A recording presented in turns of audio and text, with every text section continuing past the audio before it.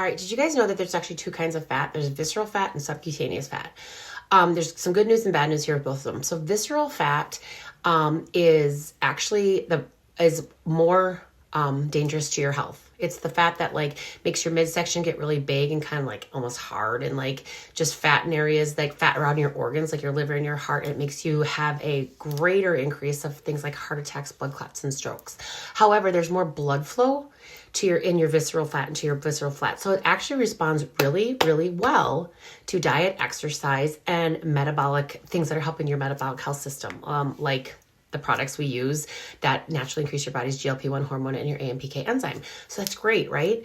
But after that's burned, sometimes there's the other fat, and it's called the subcutaneous fat. And that is like that squishier fat that like you've lost the visceral fat, which is a really, really unhealthy fat. But now you have like maybe an inch or two of like that little bit of skin that you can pinch. Now this fat, so now you're left with the subcutaneous fat, which is also just kind of annoying. But the good news here is that it's not as damaging to your actual circulatory health, your heart health, okay? It's just kind of the annoying fat, you want to get all toned up, whatever. So that bad news is that it's harder.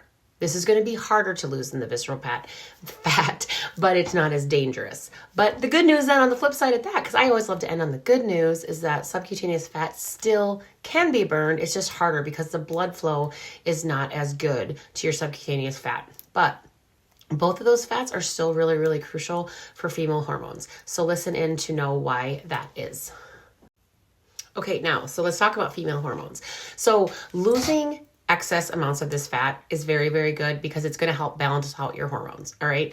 Some people will say, well, I'm not going to be able to lose that fat until I get my hormones in check. Well, it's kind of a little bit of both, all right? You have to do things to get the fat off to also help and aid your hormones to be reset. Now, here's an example I'm going to tell you.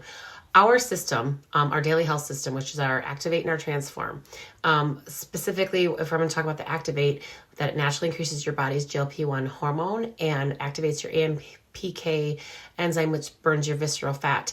All right, since I started those products 6 months ago, when I had my hormones checked at the end of October, all of my hormones were in the best levels they have ever been. And I'm going to be 46 next month. So that is the first time in my entire life that I have been able to get them in that range.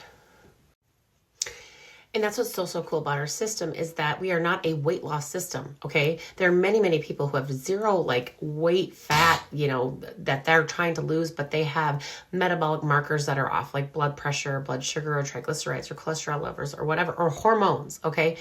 And those can cause all sorts of wonky things. You could not necessarily have a weight issue, but have a horrible digestive problem.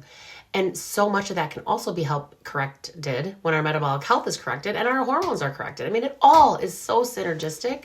So I have noticed now that my hormones are getting way better in balance, inches are starting to drop. I cannot tell you how much stronger the muscles are around my knees. I have to very little knee pain when I'm doing my lunges and squats.